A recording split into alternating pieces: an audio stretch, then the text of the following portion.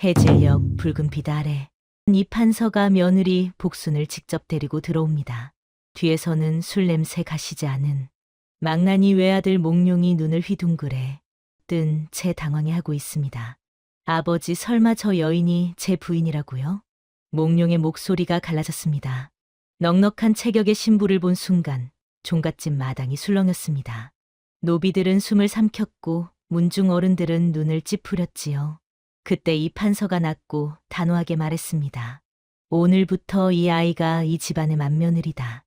그 한마디에 모두의 얼굴이 얼어붙었지요. 아무도 몰랐습니다. 망나니 아들을 바꿔놓고 무너져가던 가문을 다시 일으킬 사람이 바로 저 며느리라는 것을 말입니다. 안동 종갓집을 뒤집어 놓은 뚱녀 며느리 복순 이야기 지금 시작합니다. 이야기 시작 전 구독과 좋아요 눌러주신 뒤 어디서 듣고 계신지 댓글로 알려주시면 그곳에 행운이 가득하길 바라겠습니다. 옛날 옛적 경상도 안동 땅의 하늘 아래 첫째가라는 반촌이 있었습니다. 이 마을에서도 단연 으뜸으로 꼽히는 집안이 있었으니 바로 이 판서댁이었지요. 곳간엔 쌀이 넘쳐 흘렀고 소슬대문 앞석 등이 10걸음이나 늘어선 천석군 종갓집이었습니다. 허나 이 판서의 속은 타들어가는 숯불이나 다름없었습니다. 외아들 이몽룡 때문이었지요. 안동고을에서 몽룡의 이름이 나오면 부모들은 자식의 귀를 틀어 막았습니다. 술에 취해 눈가를 붉게 물들인 채 기방을 전전하는 것이 몽룡의 일과였고 이 판서가 평생 일군 가산이 기생의 치맛자락 사이로 줄줄 새어 나갔습니다. 봄 제사 때 문중 어른이 술잔을 탁 내려놓으며 말했습니다. 몽룡이 절에서야 가문의 대가 끊기지 않겠소. 양자를 드려야 할 것 같소이다. 그날 밤 이 판서는 잠을 이루지 못했습니다. 며칠 뒤 홀로 산사를 다녀온 이 판서의 눈빛이 달라져 있었지요. 노복 돌쇠가 눈치채지 못하는 사이 이 판서는 아무도 모르게 중매쟁이를 불렀습니다. 안동고을에서 이몽룡을 모르는 사람은 없었습니다. 아니, 정확히는 이몽룡을 모르고 싶어도 모를 수가 없었지요. 해가 중천에 뜨는 낮에도 술 냄새를 풍기며 비틀대는 산에 기생집 처마 밑에서 갓을 삐딱하게 쓴 채 낄낄대는 사내. 그게 바로 이 판서 댁 외아들이었으니 말입니다. 허나 몽룡을 가까이서 본 사람들은 하나같이 혀를 찼습니다.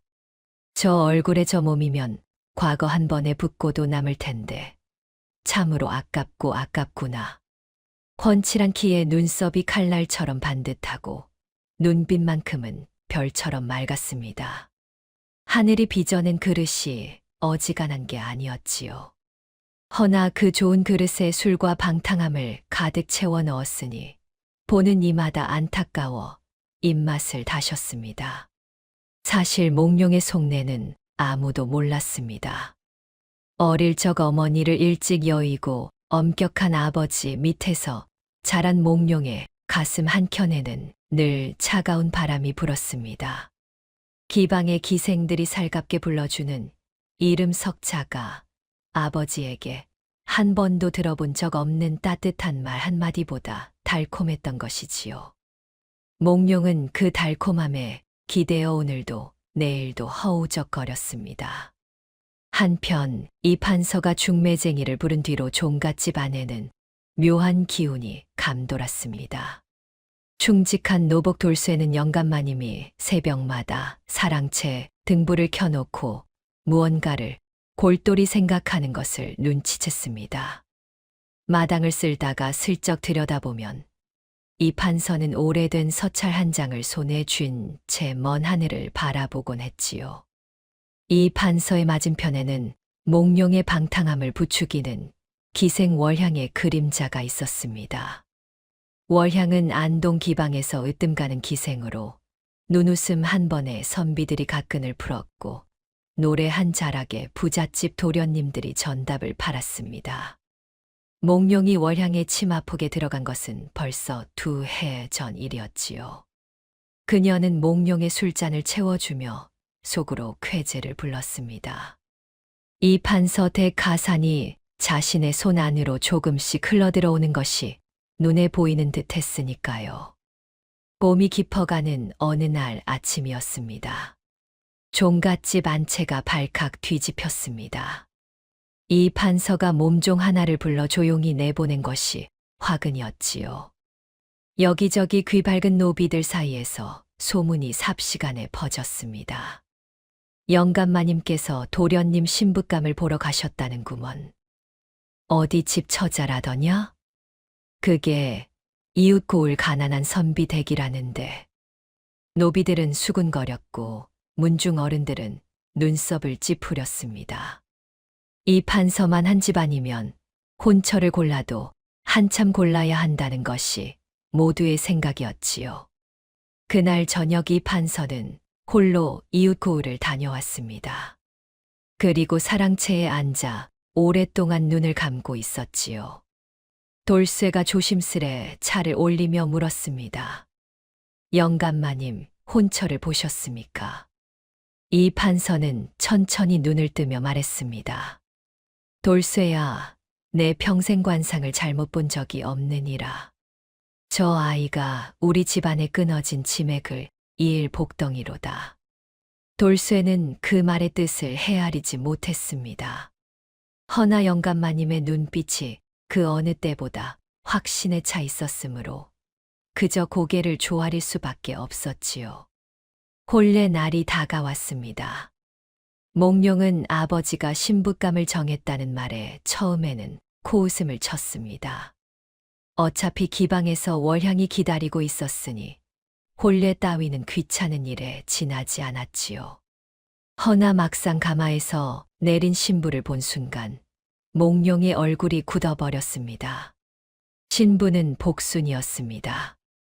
이웃 고을 가난한 선비의 딸 복순.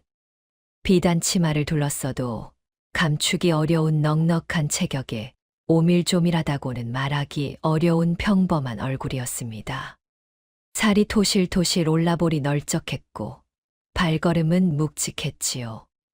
몽룡의 눈꼬리가 확 치솟았습니다. 아버지, 이게 무슨 일입니까? 돼지를 며느리로 삼으시려는 겁니까? 종갓집 마당에 몽룡의 고함 소리가 쩌렁쩌렁 울려 퍼졌습니다. 구경하던 노비들이 일제히 고개를 숙였고 문중 어른 몇이 인상을 찌푸렸습니다. 이 판서는 눈 하나 꿈쩍하지 않고 몽룡을 바라보았지요. 복수는 그 자리에 고개를 깊이 숙인 채 서 있었습니다. 두 뺨이 붉어졌으나 눈물 한 방울 흘리지 않았습니다. 가슴 속에서 무언가가 출렁였지만 복수는 두 손을 단단히 모아 쥐고 입술을 굳게 다물었지요. 멸시도 조롱도 이미 각오하고 온 길이었습니다. 이 판서는 몽룡을 향해 낮고 단호하게 말했습니다. 혼례를 강행한다. 혼례가 끝난 뒤 몽룡은 첫날 밤 신방 앞에서 발걸음을 딱 멈췄습니다. 안에서 은은한 등불이 새어 나왔지만 몽룡의 발끝은 이미 기방 쪽을 향하고 있었지요.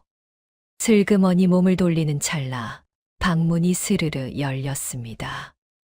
복순이었습니다. 서방님, 하룻밤만 이야기를 들어주십시오. 몽룡은 코웃음을 쳤습니다.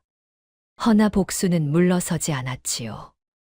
몽룡의 소매자락을 두 손으로 살며시 붙잡았는데 그 소나귀 힘이 어찌나 단단하던지 몽룡이 흠칫 놀랐습니다.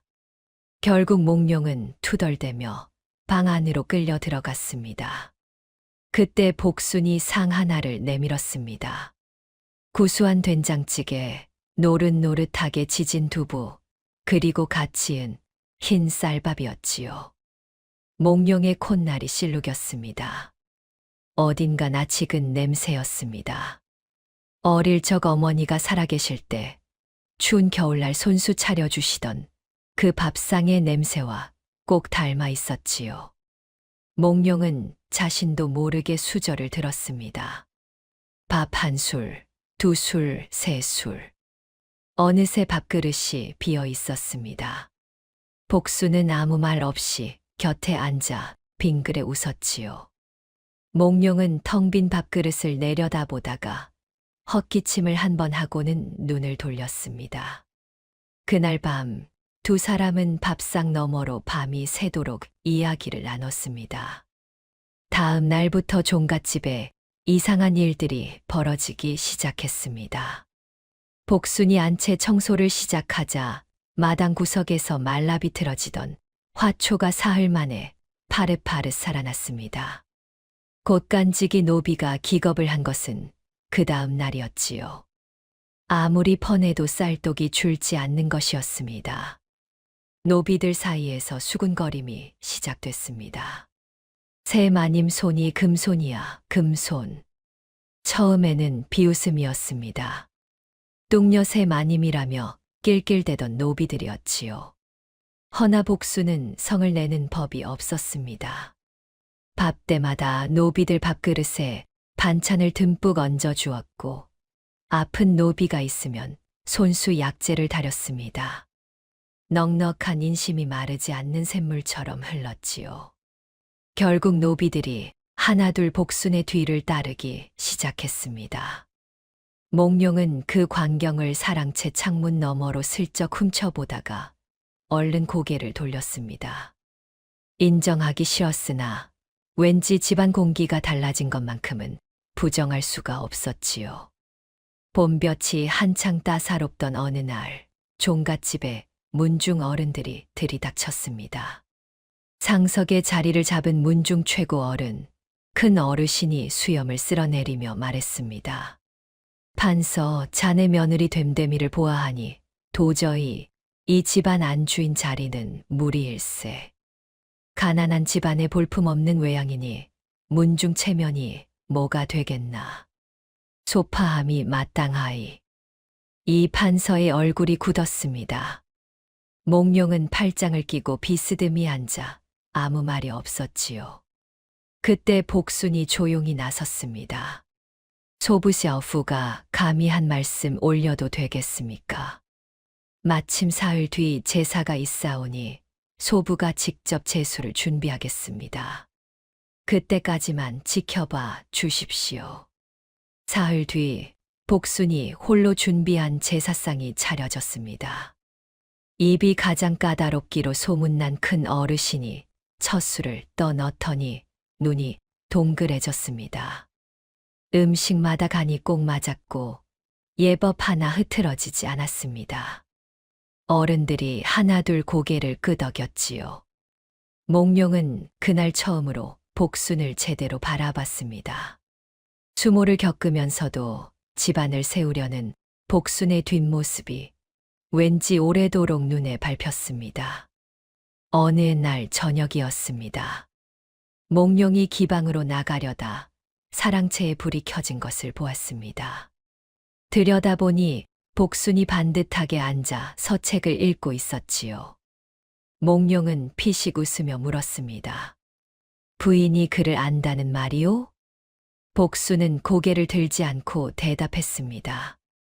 서방님께서 과거의 뜻이 있으시다면 소부가 조금이나마 도움이 될까 하여 읽고 있습니다. 몽룡은 코웃음을 치려다가 멈췄습니다. 복순이 펼쳐든 서책이 웬만한 선비도 쉬이 읽지 못하는 어려운 경서였기 때문이었지요. 그날 이후로 몽룡의 발걸음이 조금씩 달라지기 시작했습니다. 기방 쪽으로 향하던 발이 어느 날부터인가 사랑채 쪽을 먼저 기웃거렸습니다. 복순이 알기 쉽게 풀어준 경서의 구절이 머릿속에서 맴돌았고 밤늦도록 붓을 잡는 날이 늘어났지요. 이를 눈치챈 월향이 가슴이 서늘해졌습니다. 저 뚱녀가 내 밥그릇을 빼앗으려 든다. 월향은 가짜 서찰 한 장을 써서 몽룡에게 보냈습니다. 복순이 다른 사내와 몰래 편지를 주고받는다는 내용이었지요. 서찰을 받은 몽룡의 눈빛이 한순간 흔들렸습니다. 가을이 깊어가는 밤이었습니다. 몽룡은 복순 앞에 서찰을 내밀었습니다. 복순은 서찰을 천천히 읽고 나서 조용히 입을 열었지요. 서방님, 소부를 믿지 못하시겠거든 이 집을 떠나라 하십시오. 허나 소부는 거짓을 행한 일이 없습니다. 복순의 눈빛이 흔들림 없이 몽룡을 바라보았습니다. 몽룡은 한참을 말이 없었습니다. 가짜 서찰의 필체가 어딘가 어색하다는 것을 이미 눈치채고 있었지요. 결국 몽룡은 서찰을 촛불에 태워버렸습니다. 타닥타닥 불꽃이 튀는 화롯불 앞에서 몽룡은 복순의 통통한 손을 가만히 잡았습니다. 그대의 손등에 패인 우물에 내 마음이 빠진 것 같소. 복순의 두 볼이 살며시 붉어졌습니다. 창밖에서 가을바람이 나무잎을 흔들었고 달빛이 방 안으로 조용히 스며들었지요. 촛불이 흔들리다 이내 잦아들었습니다. 흉년이 든 그해 가을은 유난히 길고 서늘했습니다. 안동고을 들판에는 쭉정이만 가득했고 굶주린 백성들의 눈빛이 날카롭게 변해가던 때였지요. 이웃 고을에서는 도적대가 출몰한다는 소문이 파다하게 돌았습니다. 허나 종갓집 사람들은 설마 우리 집까지야 하며 대수롭지 않게 여겼습니다. 그 설마가 사람 잡는다는 말이 있지요. 보름달이 뜬 깊은 밤, 종갓집 담장을 타고 넘는 그림자가 하나, 둘, 셋. 어느새 10명이 넘는 사내들이 마당을 가득 채웠습니다. 횃불을 든 두목이 쩌렁쩌렁한 목소리로 외쳤지요. 아무도 움직이지 마라. 노비들이 비명을 질렀고 몽룡은 잠결에 뛰쳐나오다 도적의 칼날 앞에 딱 멈춰 섰습니다. 이 판서는 인질로 붙잡혀 기둥에 묶였지요. 도적 두목은 곧간 열쇠를 내놓으라며 칼을 번뜩였습니다. 몽룡이 주먹을 부들부들 쥐었습니다. 허나 칼을 든 사내가 10명이 넘으니 어찌할 도리가 없었지요. 그때였습니다. 안채에서 복순이 걸어 나왔습니다. 두 손에 밥상을 들고서 말이지요. 노비들이 눈이 휘둥그레졌고 몽룡은 기겁하며 외쳤습니다. 부인, 들어가시오. 허나 복순은 아랑곳하지 않았습니다. 도적 두목 앞에 밥상을 사뿐히 내려놓으며 말했습니다. 길을 걷다 보니 배가 고프셨겠지요. 드시고 이야기 나눠 봅시다. 도적 두목이 어이없다는 듯 피식 웃었습니다. 허나 구수한 된장찌개 냄새가 코끝을 스치자 손이 먼저 반응했지요. 결국 두목이 밥상 앞에 쭈그리고 앉았습니다. 복수는 그 옆에 조용히 앉아 물었습니다. 어디서 오셨습니까? 이리 추운 밤에 이 짓을 하실 만큼 다급한 사정이 있으실 텐데요. 두목의 눈빛이 흔들렸습니다. 굶어 죽어가는 식솔들 이야기를 꺼내다 결국 목이 메었지요. 복수는 잠자코 듣더니 돌쇠를 불러 곳간에서 쌀 5가마를 내어오게 했습니다. 칼날 앞에서도 흔들리지 않는 복순의 눈빛에 도적 두목이 먼저 고개를 숙였습니다. 도적대가 물러간 뒤 종갓집은 한동안 술렁였습니다. 몽룡은 한숨도 자지 못했지요. 복순이 도적 앞에 홀로 걸어나가던 그 모습이 눈꺼풀 뒤에서 지워지지 않았습니다. 무서웠을 텐데, 다리가 떨렸을 텐데. 허나 복순의 발걸음에는 흔들림이 없었지요. 아침이 되어 이 판서가 복순을 불렀습니다. 어젯밤 내 덕에 집안이 살았다. 복순은 고개를 숙였습니다. 소부는 그저 밥 한 그릇 드렸을 뿐입니다. 이 판서는 오랫동안 복순을 바라보았습니다. 눈가에 무언가 어린 듯 했으나 이내 고개를 돌리고 말았지요. 그날 이후 몽룡은 과거 공부를 본격적으로 시작하겠노라 선언했습니다. 복순의 덕판 같은 기질이 자신의 등을 밀어올린 것이었지요. 겨울이 깊어가던 어느 날 밤이었습니다. 이 판서는 오랫동안 간직해온 작은 보자기를 꺼냈습니다. 안에는 옥으로 만든 가락지 하나가 들어 있었지요. 세월의 흔적이 역력했으나 빛만큼은 여전히 고왔습니다. 이 판서는 가락지를 오래도록 들여다보다가 눈을 감았습니다. 이튿날 아침 몽룡이 복순의 반지꼬리를 가져오다가 우연히 안에 든 옷가락지를 발견했습니다. 아버지 것과 꼭 닮은 빛깔이었지요. 짝을 맞춰보니 두 가락지가 하나의 쌍이었습니다. 몽룡은 아버지를 찾아갔습니다. 아버지, 이게 어찌 된 일입니까? 이 판서는 한참을 침묵하다가 천천히 입을 열었습니다. 30년 전 이야기였습니다. 젊은 시절 이 판서가 역병이 도는 고을에서 홀로 쓰러진 적이 있었지요. 사흘 동안 사경을 헤매던 이 판서를 살린 것은 이웃 고을의 가난한 선비였습니다. 그 선비는 자신의 약재를 모두 털어 이 판서를 살려놓고는 이듬해 역병으로 세상을 떴지요. 이 판서가 보훈을 하러 갔을 때 남은 것은 어린 딸아이 하나뿐이었습니다. 그 아이가 복순이더냐. 몽룡의 목소리가 낮게 떨렸습니다. 이 판서가 고개를 끄덕였습니다. 이 혼사는 단순한 동정이 아니었습니다. 30년 묵은 보은이자 가문을 살리기 위한 이 판서의 오랜 선택이었지요. 몽룡은 그 자리에서 한동안 말을 잃었습니다. 과거 시험이 코앞으로 다가왔습니다. 몽룡은 며칠째 사랑채에 틀어박혀 붓을 놓지 않았습니다. 복수는 밤마다 먹을 갈며 곁을 지켰지요.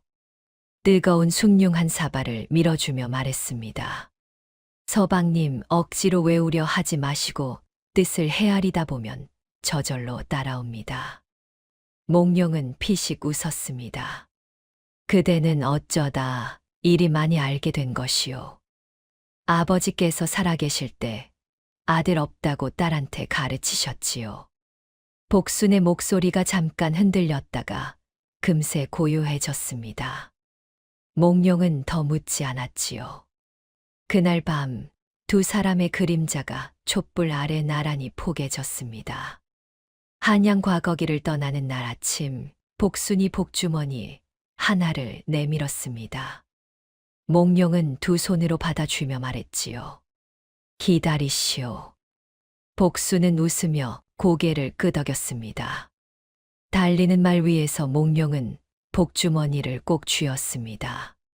처음으로 무언가를 잃고 싶지 않다는 생각이 들었지요. 몽룡이 과거에 급제하여 금이 환영했습니다. 종갓집은 발칵 뒤집혔지요. 어른들이 손뼉을 쳤고 노비들이 환호성을 질렀습니다. 이 판서는 사당 앞에 무릎을 꿇고 오랫동안 일어나지 않았지요. 그날 저녁 몽룡의 금이 환영을 축하하는 잔치가 벌어졌습니다. 문중 어른들이 모두 모였고 이웃 고을 인사들도 발걸음을 했습니다. 상다리가 휘어지도록 음식이 차려졌지요. 복수는 새벽부터 일어나 손수 음식을 장만했습니다. 허나 그 자리에 반갑지 않은 얼굴도 섞여 있었습니다. 가문의 재산을 탐내온 먼 친척 이숙이었습니다. 이숙은 평소와 다름없이 너털웃음을 지으며 술잔을 권했지요. 허나 그의 눈빛 한켠에는 야릇한 빛이 일렁였습니다. 몽룡이 급제하여 돌아오자 가문의 재산을 손에 넣을 기회가 영영 사라질 판이었지요. 이숙의 손이 술상 아래에서 살며시 움직였습니다. 이 판서가 술잔을 들어 올렸습니다. 바로 그 순간 복순의 눈이 번쩍 뜨였습니다. 술잔 가장자리에 아주 미세한 빛깔의 변화가 있었지요. 어릴 적 아버지에게 배운 독초의 빛이었습니다. 심장이 쿵 내려앉았습니다. 복순은 숨을 멈췄습니다. 복순의 몸이 먼저 움직였습니다. 생각보다 손이 빨랐지요. 이 판서가 술잔을 입술에 가져가기 직전 복순이 앞으로 나서며 술잔을 가로채 바닥에 탁 쏟아버렸습니다. 잔치 자리가 순간 얼음처럼 굳었습니다. 문중 어른들의 눈이 일제히 복순에게 쏠렸지요. 몽룡이 자리에서 벌떡 일어났습니다. 부인, 이게 무슨 짓이오? 복순은 떨리는 두 손을 꼭 쥐며 또렷하게 말했습니다. 이 술에 독이 들었습니다. 좌중이 웅성거렸습니다. 이숙이 자리에서 벌떡 일어나 얼굴을 붉혔지요. 아니, 이 무슨 해괴망측한 소리요. 며느리라는 자가 어른들이 모인 잔치 자리에서 망신을 주려는 것이요. 이숙의 목소리는 컸지만 손끝이 미세하게 떨렸습니다. 복수는 그것을 놓치지 않았지요. 소부의 아버지께서 약초를 다루셨습니다. 덕분에 소부는 어릴 때부터 독초의 빛깔을 눈에 익혔지요. 저 술잔 가장자리에 남은 빛깔을 어른들께서도 살펴보십시오. 투구꽃 뿌리를 달인 진액이 섞인 빛이 분명합니다. 이 판서가 천천히 쏟아진 술을 손가락으로 찍어 코에 가져다 댔습니다. 눈빛이 순간 달라졌지요. 오랜 세월 고을 살림을 맡아온 이 판서의 코는 거짓말을 하지 않았습니다. 독이 맞구나. 그 한마디에 잔치 자리가 발칵 뒤집혔습니다. 이숙이 도망치려 몸을 일으켰습니다. 허나 몽룡이 이미 문 앞을 막아서고 있었지요. 돌쇠와 노비 둘이 이숙의 양팔을 붙잡았습니다. 월향은 후원 담장을 넘으려다 노비들에게 붙잡혔지요. 복수는 품 안에서 단단히 묶인 서찰 묶음을 꺼냈습니다. 이것은 이숙 어른과 월향이 주고받은 서찰입니다. 월향이 몽룡 서방님을 기방에 묶어두는 대신 이숙 어른이 가문의 재산 절반을 넘기기로 약조한 내용이 담겨 있지요. 몽룡의 눈빛이 싸늘하게 굳었습니다. 월향이 무릎을 꿇으며 울음을 터뜨렸습니다. 도련님, 소녀는 그저 시키는 대로 했을 뿐이옵니다. 이숙 어른이 소녀 어미의 빈 문서를 쥐고 협박을 했으니 소녀도 어쩔 수가 없었사옵니다. 이숙은 끝까지 발버둥을 쳤습니다. 다 꾸며낸 말이오. 저 뚱보 며느리가 나를 모함하는 것이오. 허나 복수는 흔들리지 않았습니다. 마지막으로 한 가지 더 있습니다. 복순이 손짓을 하자 돌쇠가 마당으로 들어섰습니다. 그 뒤를 따라 들어선 사람은 이웃 고을 약방 주인이었지요. 이숙이 사흘 전 투구꽃 뿌리를 사간 것을 직접 눈으로 보았다는 증인이었습니다. 이숙의 얼굴이 하얗게 질렸습니다. 문중 어른들이 하나둘 자리에서 일어났습니다. 가장 나이 많은 큰 어르신이 길게 한숨을 내쉬며 말했지요. 이숙, 내 죄를 내가 알렸다. 이튿날 아침 이숙과 월향은 포졸들에게 끌려갔습니다. 안동 고을 사람들이 모두 나와 구경을 했지요. 몇 달 전까지만 해도 종갓집 잔치에 드나들던 이숙이 두 손이 묶인 채 끌려가는 모습에 수군거림이 일었습니다. 재물에 눈이 멀면 절이 된다는 것이요. 그러게 말이야. 덕 있는 집안은 하늘이 알아서 지키는 법이지. 이 판서는 대문 앞에 서서 그 모습을 끝까지 지켜보았습니다. 그리고 천천히 몸을 돌려 안채로 걸어갔지요. 복순이 마당에서 화초에 물을 주고 있었습니다. 이 판서가 복순 앞에 멈춰 서더니 깊이 허리를 굽혔습니다. 복순이 깜짝 놀라 몸을 피하려 했지요. 아버님, 이러시면 아니 됩니다. 아니다. 내 아비가 나를 살렸고 내가 이 집안을 살렸다. 이 예리는 마땅히 받아야 하느니라. 복순의 눈에서 눈물이 흘렀습니다. 아버지가 돌아가신 뒤 처음으로 누군가 아버지의 이름을 불러준 것이었지요. 복수는 치맛자락으로 눈물을 훔치며 소리 없이 울었습니다. 몽룡이 그 옆에 서서 복순의 손을 꼭 잡았습니다. 아무 말도 하지 않았지만 그것으로 충분했지요. 며칠 뒤 이판서는 문중 어른들을 모두 불러 모았습니다. 사랑채 대청마루에 어른들이 빼곡히 자리를 잡았습니다. 이판서가 천천히 자리에서 일어났지요. 오늘 이 자리에서 며느리 복순에 대한 진실을 밝히고자 합니다. 이판서는 30년 전 이야기를 처음부터 끝까지 풀어놓았습니다. 역병으로 쓰러진 자신을 살린 선비 이야기, 그 선비의 어린 딸 이야기, 그리고 30년을 기다려 보은한 이야기를 말이지요. 좌중이 조용해졌습니다. 이 판서가 복순을 향해 말했습니다. 복순아, 이 판서 댁 며느리로 들어온 것이 아니라 이 집안의 은인으로 돌아온 것이니라. 내 아비의 덕이 너를 통해 이 집안에 다시 피어났구나. 문중 어른 중 가장 까다롭기로 소문난 큰 어르신이 기침을 한 번 하더니 말했습니다. 내 복순이를 소파하라 했던 것이 부끄럽구나. 넉넉한 풍채가 사람을 품을 관상인 줄을 몰랐으니 내가 눈이 어두웠지. 복순은 고개를 숙였습니다. 어르신들께서 이 집안을 아끼시는 마음이 있었기에 그리하신 것이니 소부는 서운한 마음이 없습니다. 그 말 한마디에 어른들이 탄복했습니다. 덕이 있는 사람은 말 한마디에서도 드러나는 법이었지요. 돌쇠가 안채에서 급히 달려 나왔습니다. 영감마님, 말씀드릴 것이 있사옵니다. 지난 봄부터 죽어가던 뒤뜰 향나무가 오늘 아침 3가지를 틔웠습니다요. 이 판서가 빙그레 웃었습니다. 30년 전 선비에게 받은 향나무였지요. 복순이 이 집에 발을 들인 뒤로 조금씩 살아나더니 오늘에야 비로소 3가지를 내밀었습니다. 하늘도 알아보는 덕이었지요.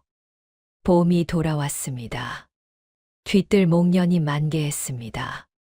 하얀 꽃이 피 바람에 흩날리는 나무 아래 몽룡과 복순이 나란히 앉아 있었지요. 몽룡은 중앙관직에 등용되어 한양기를 앞두고 있었습니다. 이숙일당은 먼 섬으로 유배를 떠났고 종갓집은 오랜만에 봄볕처럼 따사로운 평화를 되찾았지요. 몽룡이 복순의 배 위에 살며시 손을 얹으며 말했습니다. 이름을 지어야겠소. 아들이면 덕수더쇼, 딸이면 보기후이는 어떻소. 복순이 풋 웃음을 터뜨렸습니다. 서방님, 아직 아들인지 딸인지도 모르는데 벌써부터 이름을 지으시렵니까? 미리 지어놓으면 빨리 오지 않겠소. 몽룡이 멋쩍게 웃었습니다. 예전에 기방을 전전하며 낄낄대던 그 눈웃음이 아니었지요. 따뜻하고 깊은 눈빛이었습니다. 복수는 목련꽃 한 송이가 바람에 날려 무릎 위에 내려앉는 것을 가만히 바라보았습니다. 가난한 선비의 딸로 태어나 온갖 멸시와 수모를 견뎌온 세월이 주마등처럼 스쳐 지나갔지요. 허나 지금 이 순간 목련꽃 향기처럼 모든 것이 환하게 피어나는 것 같았습니다. 훗날 이 판서 댁에서는 정승 판서가 줄줄이 배출되었다고 합니다. 마을 사람들은 그 집안을 이렇게 불렀지요. 덕판댁. 덕을 판처럼 넉넉하게 펼쳐놓은 집안이라는 뜻이었습니다. 그리고 그 덕판의 시작에는 언제나 복순이 있었지요. 사람의 가치는 외양에 있지 않습니다. 진정한 복은 사람을 귀히 여기는 마음에서 오는 것이지요. 겉모습만 보고 사람을 판단한다면 우리는 복순과 같은 귀한 사람을 얼마나 많이 놓치고 살아가는 것일까요? 옛말에 덕불고 피류린 듯 보고 삐여린이라 했습니다. 덕이 있는 사람은 외롭지 않으니 반드시 이웃이 따른다는 뜻이지요. 복순의 삶이 바로 그 말의 증거였습니다. 다음 영상을 빠르게 만나보시려면 좋아요와 구독을 눌러주세요. 그럼 더 재미있는 영상으로 찾아뵙겠습니다. 모두 행복한 하루 보내세요.